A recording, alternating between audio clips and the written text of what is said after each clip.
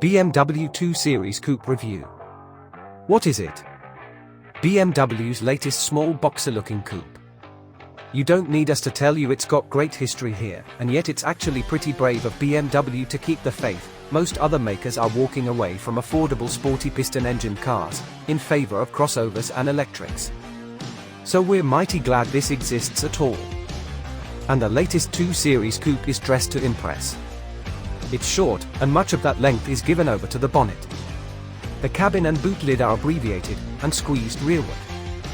The nose is bluff, the grille, mercifully, if you care not for the 4 Series, is shallow. The wheel arches bulge like cartoon pecs. You don't have to look hard to see 2002 Turbo, 1 Series M, and M2, and there's a new one of those coming, too. This is a car with a visible and fizzy history. So is it taut and sharp, even a little bit hot roddish? Actually, no, it feels very much like a 4 Series.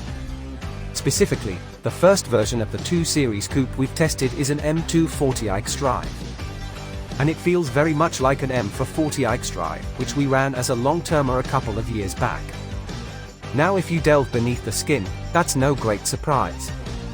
The 2 Series uses the engines, transmissions, and suspension from the 4 Series. Just a shorter wheelbase and slightly different suspension tune. Emphasis on the slightly, the changes are mostly to compensate the different weights. So, it's a quick but relatively subdued car. Excellent engine, terrific transmission, great grip, relaxing refinement. What's the choice of models? The M2 40iX drive is 4WD only.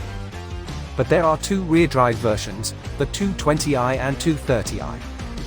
Both use what is fundamentally the same 2.0-litre 4-cylinder engine, but where the 220i gets 182 brake horsepower and a 0 to 62 miles per hour time of 7.5 seconds, the 230i gets 242 brake horsepower and a 0 to 62 miles per hour time of 5.9 seconds.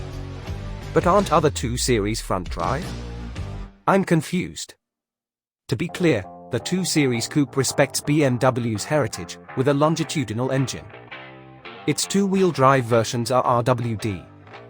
That makes it a totally different kettle of fish from the 4-door 2 Series Gran Coupe and the 2 Series Active Tourer, which are transverse-engined FWD inside its typical BMW build and quality, with all the usual instruments and controls including a drive wheel.